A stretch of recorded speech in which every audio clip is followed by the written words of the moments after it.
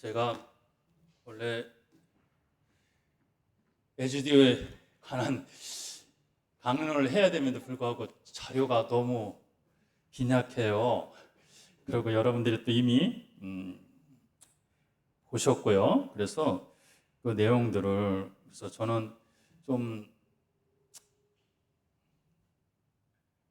조금 다르게 한번 접근을 했고 말씀을 좀 드리고 싶습니다. 그것은 성프란스코와 함께 살았던 초기 형제들의 삶의 모습들을 전하는 그 내용이 무엇이 가장 정확하게 표현하고 있을까라는 생각을 하다 보니 성프란시스코의 유언이 가장 적합하다는, 정확할 것이라는 생각이 들었어요. 그래서 유언 속에 나타난 초기 형제들의 삶을 바탕으로 한 우리들의 현재의 삶에 대해서 말씀드리는 것이 좋을 것 같아서 그렇게 준비를 했습니다. 그래서 어떤 면에서는 초기 형제들의 그 삶을 정확하게 전하는 그런 내용이 아닐 수 있습니다만 좀 또 다른 의미가 있는 내용이 됐으면 좋겠습니다. 초기 형제들의 삶은 분명히 불교의 용어로 말하는 도반과 같은 거죠. 우리가 도반이라는 단어는 우리가 잘 아는 것처럼 어떤 동일한 목적을 갖고 함께 그 길을 가는 사람들입니다. 동반자입니다. 동일한 목적이에요. 동일한 방향이고요. 그래서 초기 형제들은 분명히 성프란시스코가 봤던 그 예수님을 보고 싶었고 성프란시스코의 삶이 어땠는지는 모르지만 그 삶을 그대로 따르려고 노력했던 것이 초기 형제들의 모습입니다. 우리 요한 형제 같은 경우는 아주 단순한 형제였기 때문에 에지도도 단순한 형제로 표현이 되고 있습니다만 그보다 더 단순한 형제는 요한 형제라고 얘기해요. 그래서 요한 형제는 성프란시스코를 그대로 따르고 싶었어요. 약간은 제 생각에 좀 모질랐던 것 같아요. 그래서 그 일화가 숨어서 성프란시스코를 감시하는 겁니다. 똑같이 하냐니까. 성프란시스코가 기도하는 것 같으면 자기도 기도해요. 성프란시스코가 화장실 가려면 화장실도 가셨는지 모르겠습니다. 똑같이 했다라고 해요. 그래서 초기 형제들에게 있어서 성프란시스코는 어떠한 판단 기준으로 평가하는 대상이 아니었고 말 그대로 따르고 살고 싶어 했던 모범이었어요. 물론 많은 형제들이 이제 수도에 들어왔고 그러다 보니까 우리가 참되고 완전한 기쁨에서 알 수 있는 것처럼 많은 귀족들, 많은 유식한 학자들까지도 형제에 들어오게 됩니다. 그래서 이제 성프란시스코의 그 삶의 이상들은 현실화 과정을 거치면서 제도 속에 들어오고 그래서 성프란시스코는 너무 고통스러워하기도 합니다. 우리가 아는 에즈디오 형제를 중심으로 한 초기 형제들은 그들과는 좀 분명히 달랐습니다. 장고성의 책이 나오게 된 배경도 그때 그 형제들이 너무 옛날이 그리웠고 성프란시스코를 따라서 그대로 살고 싶었고 그런데 그것이 박혀져 있는 제도화된 형제들 안에서의 문제점들을 보면서 너무 옛날을 그리워서 한 마르카 광고라는 다른 광고에 모여서 함께 살면서 옛날을 회상하면서 쓴 글이 장구성이지 않습니까? 이 장구성에 나타난 또 형제들의 모습이 초기 형제들의 삶의 모습이었고 그 중에서도 그런 형제들의 삶이 성프란시스코 유언에 아주 잘 녹아있다고 생각합니다. 그리고 우리가 우리의 삶을 재해석해내고 할 때도 제 생각에는 그렇게 돌아갔으면 좋겠다라는 겁니다. 근데 제 능력이 한계가 있어서 그냥 유언 중심으로만 좀 말씀을 드리고 싶습니다. 그러나 이 내용들이 특별할 것은 없습니다. 우리가 보통 아는 그대로의 이야기들입니다. 그 특징 중에 하나는 복음적 가치를 공동의 목표로 삼는 형제입니다. 그래서 요한 14절에서 성프란시스코를 얘기합니다. 그리고 주님께서 몇몇 형제들을 나에게 주신 후 아무도 내가 해야 할 것을 나에게 보여주지 않았지만 지극히 높으신 분께서 친히 거룩한 복음의 양식에 따라 살아야 할 것을 나에게 계시해 주셨습니다. 이것이 초기 형제들이 성프란시스코와 함께 살아낸 생활 방식이고 첫 번째 규칙이었습니다. 그 어떤 것도 아니고 복음의 삶이었습니다.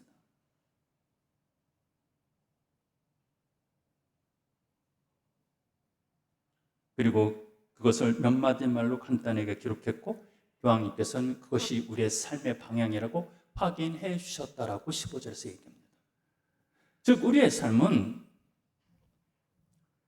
그 어떤 것도 비교할 수 없는 완전한 복음에 위치하고 있어야 된다는 겁니다. 그리고 그 복음의 가치가 우리 형제의 우리가 삶 안에서 적어도 존중되고 받아들여져야 됩니다. 그것이 공격받고 훼손되어져서는 안 된다는 겁니다.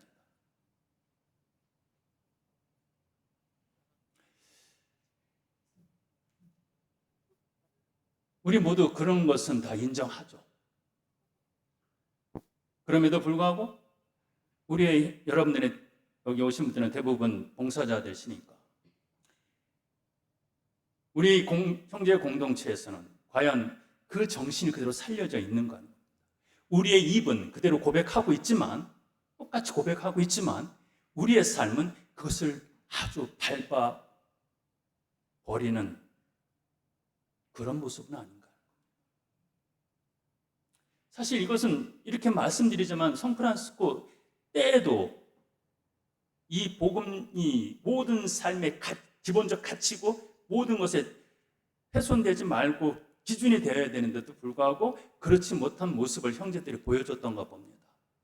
그래서 참되고 완전한 기쁨에서 그것이 그대로 드러납니다. 맨 마지막 그 문지기 형제가 그 추운 겨울에 수도원을 빨리 가서 좀 쉬고 싶어요. 그런데 수도 자락에는 얼음이 얽고 그 얼음이 발을 때려서 너무 아프고 춥고 힘들고 배고픈 그 상태로 와서 수도원의 문을 두드리자 그 문지기 형제가 이야기를 합니다. 이제 당신이 우리한테 필요 없으니 딴 데 가. 3번에 걸쳐서 성프란시스코가 단계적으로 발견합니다. 그 맨 마지막에 어떤 말을 하시냐면 이렇게 해요. 하느님의 사랑으로 저를 받아주십시오. 그 하느님이라는 호칭은 절대로 우리 안에서 훼손될 수 없는 거고 무슨 가치예요. 하느님의 사랑이라는 말 자체로 해서 아무리 왼수라 해도 우리는 용서해야 될 것에 대해서 생각하고 그 어떻게 싫다 아무리 싫다 해도 아무리 미운 놈이라 해도 받아들이려고 하는 노력이 있어야 되는 거죠. 이것이 복음적 가치 위에 살아야 되는데도 불구하고 성프란시스코 때에도 그랬던가 봅니다. 하느님의 사랑으로 오늘 밤만이라도 나를 받아주세요, 형제. 그래도 저기 송모수단에 가봐. 그러잖아요. 그래도 평화를 잃지 않는 사람이 참되고 완전한 기쁨이라고 얘기합니다. 아무튼 우리의 삶에 있어서 형제회 안에서 봉사의 정신에서 제발 우리가 까먹지 말아야 될 것이 그리스도 중심주의라는 영성적 용어가 있습니다만 그것은 그야말로 복음의 우리 삶의 가치고 우리 삶에 있어서 완전한 규범이고 그 외에는 다른 것이 필요하지 않고 그것이 절대로 우리 안에서 적어도 훼손되지 말아야 되고 모욕적인 모습에 놓여서 해서는 안 됩니다.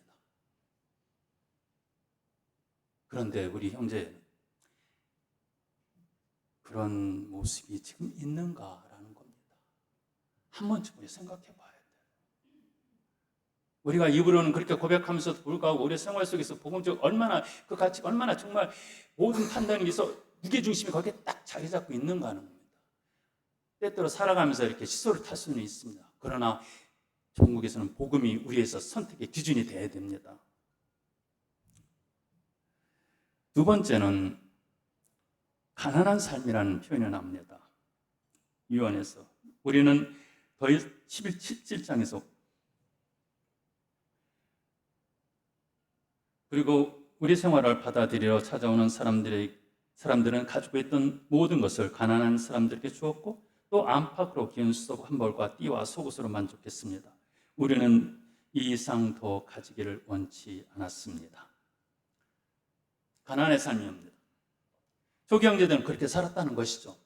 오늘 에지디 복자의 내용에서도 그렇게 나옵니다만, 우리의 실제적 복음의 삶을 실현해내는 그 양태, 보여주는 모습은 가난의 삶입니다. 여기에는 겸손도 나긴 합니다만 실제적인 가난이 이깁니다. 어떤 해석을 붙인 가난이 아니고 실제적인 가난입니다.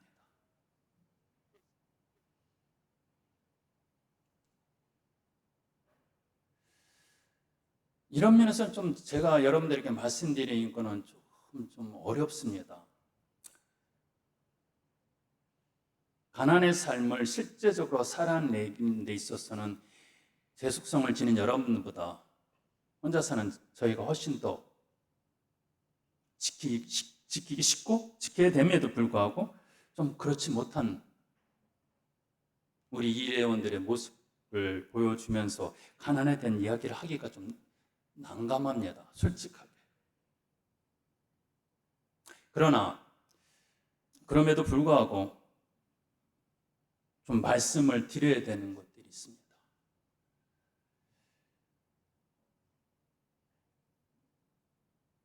우리는 가난을 선별적으로 하고 있지 않는다는 겁니다. 성 프란시스코는 가난한 사람을 도와주는 사람이 아니라 가난한 사람이었습니다. 이것이 아주 가장 큰 착각, 우리가 하고 있는 우리들의 모습 중 한 가지입니다. 우리는 더 가지기를 원치 않았습니다라고 고백합니다. 우리는 무엇인가 갖고 무엇인가 하고 싶어 합니다.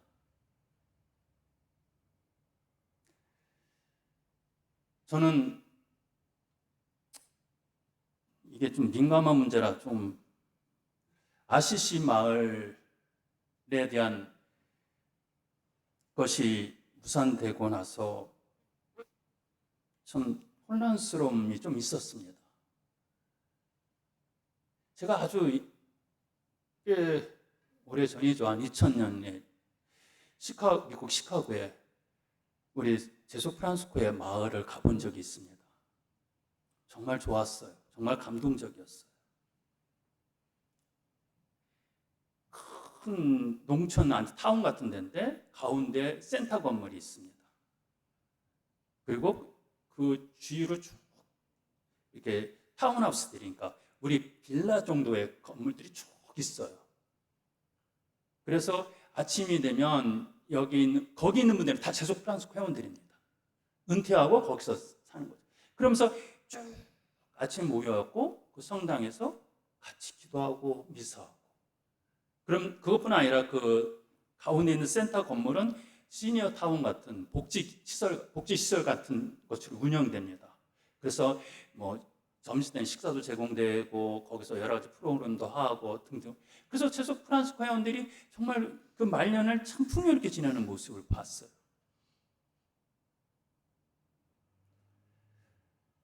참 부러웠어요. 우리도 그런 시설을 하나 가질 수 있다라는 생각을 해보았어요. 과정이 어떻든 간에 그것이 무너지면서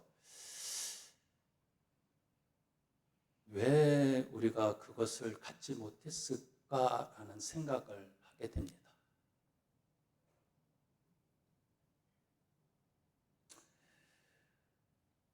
좀 기분 나쁘시더라도 좀 들어주셨으면 좋겠어요. 마태복음 7장에 생각이 납니다. 거룩한 것을 개에게 주지 마라. 그것들을 주었을 때 그들은 그 값진 진주를 가치를 모르고 짓밟고 뭉개서 몹쓸게 만든 다음에 뒤로 돌아서서는 너희를 물어뜯을 것이다.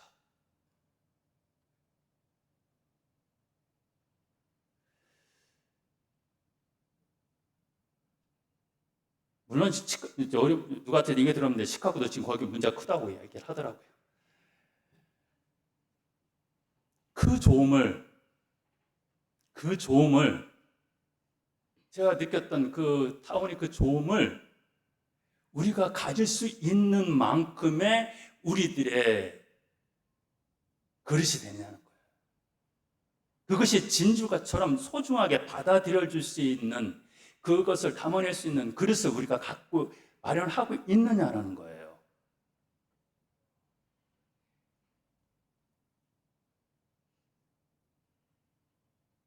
때때로 형제회끼리의 집단적이라고 표현은 좀 이상한데, 뭔가 서로 같이 나눌 수 있고 서로 좀 배려할 수가 있는데도 불구하고 그렇지 못한 모습들. 어떤 그룹이라는 영역 안에 들어가서 어쩌면 저렇게 배려의 모습을 만들어내지 못하는 것들이 쉬울까 하는 모습.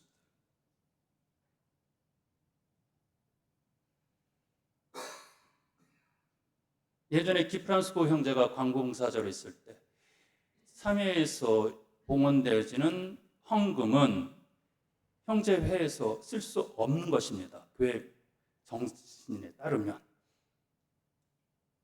그렇지만 여전히 그 돈은 대부분의 형제가 형제율에서 쓰고 있습니다. 그 정도로 우리는 왜 가난의 삶을 선택하지 못할까? 그 정도로 배려하고 나누고 희생, 봉헌하는 삶을 살지 못할까?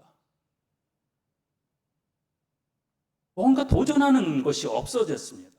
형제회 자체가 우리는 가난해야 된다는 말만 하지 사실은 가난한 삶은 아니고 편안한 삶을 먼저 선택해버립니다. 안정된 삶을 선택하고 있습니다.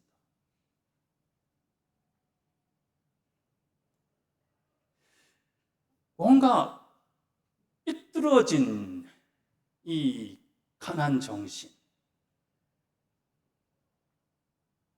이것이 좀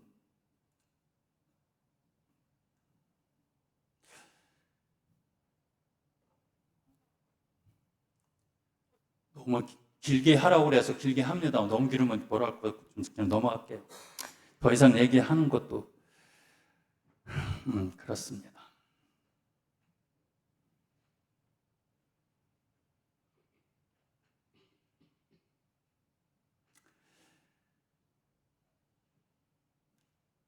저는 이 얘기는 좀 해야 될 것 같아요. 우리 몇몇 연구들이 걱정하는 게 하나 생겼어요. 덜나라 이제 매각 결정이 난 다음에 이것이 분란의 씨앗이 되면 안 되는데,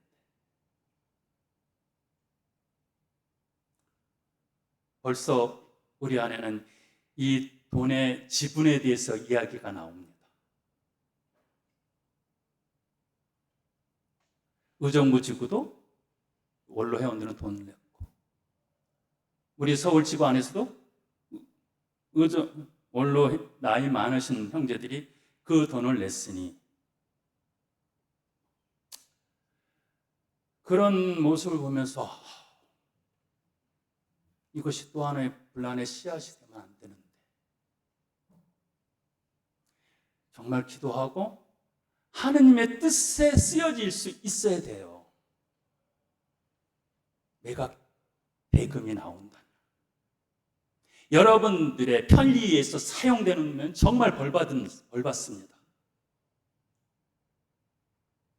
여러분들의 불편함을 해소하기 위한 돈으로 쓰여진다면 정말 여러분들, 우리 하느님한테 벌받아요. 우리.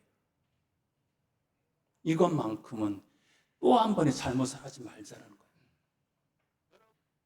여러분들이 봉사자 위치니까 좀 얘기를, 이런 분위기, 이렇게 해야 되는 것을 당연하게 받아들여야겠다는 생각을 갖게끔 얘기를 좀 해 주십사고 제가 얘기하는 겁니다. 당장 우리 형제 운영도 힘든데 그거 좀 분배해갖고 형제회 이거 좀 어려운 거 좀 해소하지 뭐.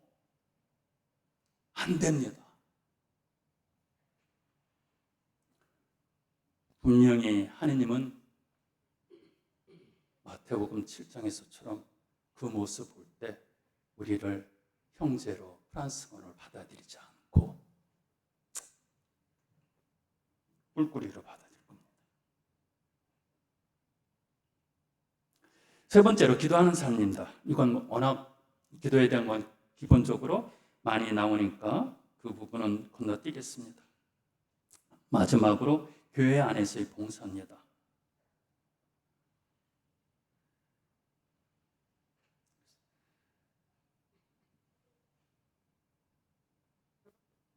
제가 회칙에서 분명히 봤는데 회칙 그걸 찾는 안 나오네 자꾸요.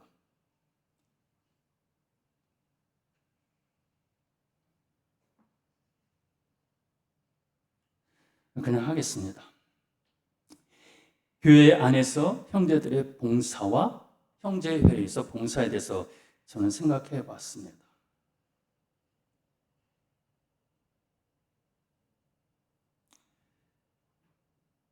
우리도 아는 것처럼 가장 상급 형제인 국가 형제의 악평이 계속되고 있고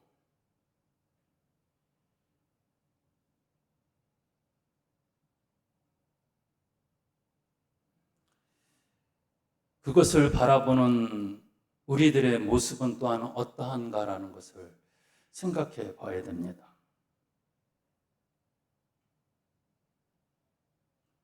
과연 우리들의 호칭은 봉사자인데 우리는 봉사의 모습이 있는가 하는 겁니다. 그것이 안 지켜질 때 죄송스럽고 부끄러워야 되는데 그 죄송스럽고 부끄러움이 없는 것이 지금 가장 큰 죄 아닌가요?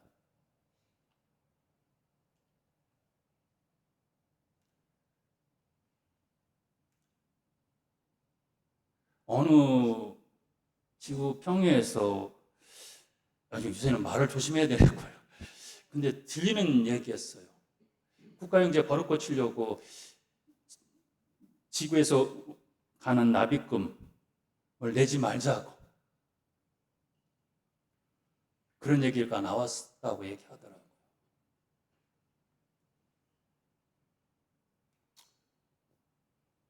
그것도 하나의 현명한 방법이 될 수 있겠죠. 그러나 그건 우리 프란스칸의 방법이 아닙니다.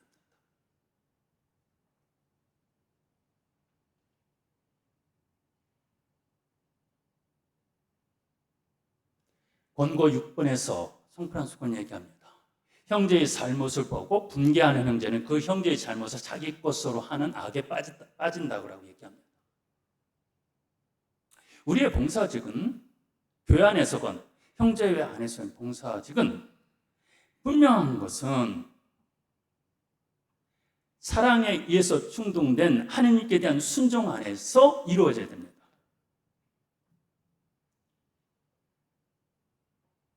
그 외에서는 어떠한 권리도 권한도 말해서는 안 됩니다. 있다면 하나님의 말씀 때문에 그것을 지키십시오 하는 것이 하나가 유일한 권한입니다. 그런데 우리는 지금 아주 작은 것 같고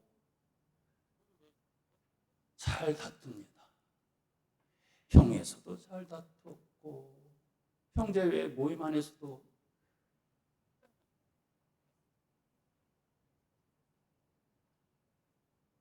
뭔가 우리는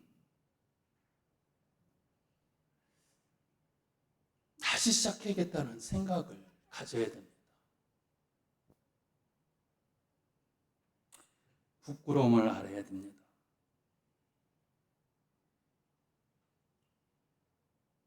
내가 죄를 지었음을 알아야 됩니다.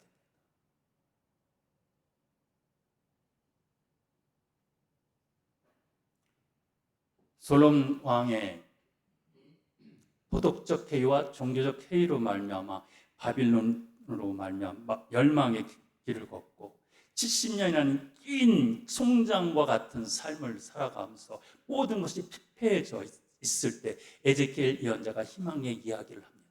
하느님께로 돌아와라. 그래야지만 너희가 그 송장 같은 무덤에서 뛰쳐나올 수가 있다라고 얘기해요. 이제 그것을 하나님께서 너희에게 보여주실 것이다 라면서 희망의 얘기를 해요.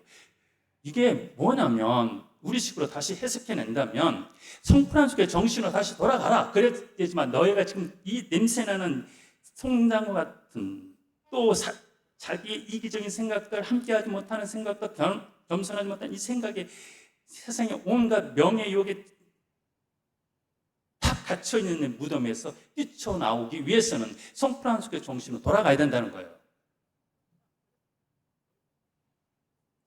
하나님은 이제 너희에게 그 길을 열어준다. 그래서 너희를 이제 그 바빌론의 유배에서 해방시켜 주실 것이다 라는 그 에제키엘 예언자는 희망의 메시지를 전달합니다. 그런데 그것은 사실은 아이러니하게도 현실적으로는 희망의 메시지보다도 자기 뼈를 깎는 고통의 시작이 됩니다. 왜냐하면 그들은 그들의 잘못된 삶에 대해서 처절한 반성을 했지만 그것을 다시는 반복하지 않기 위해서 철저한 정신의 무장으로 자기 생각을 바꿔놓아야 되기 때문에 그래요. 지금 우리는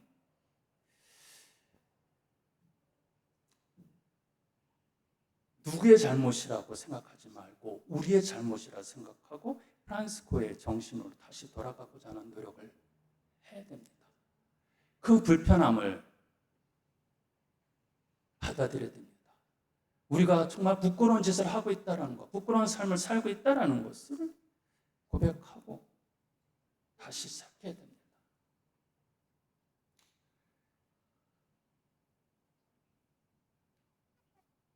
지금 우리 봉사자들이 우리 형제회 안에서 보여줘야 될 것은 깔끔한 형제회 운영이 아니라 프란시스코의 향기를 느낄 수 있게 하는 우리들의 선택과 행동이 필요합니다. 참 많이도 우리는 무리 없이 살아가는 형제회를 박수칩니다. 물론 박수 받을 만합니다. 그러나 그 이면에 친목단체화되어가는 형제회를 만들어가고 있는 잘못을 범하고 있지 않는가라는 반성을 해야 되지 않을까 싶습니다. 많이 속상하실 얘기를 했습니다만 우리 한번 다시는 이런 얘기가 우리 안에서 반복되어지지 않게끔 해보시면 어떨까 합니다. 죄송합니다.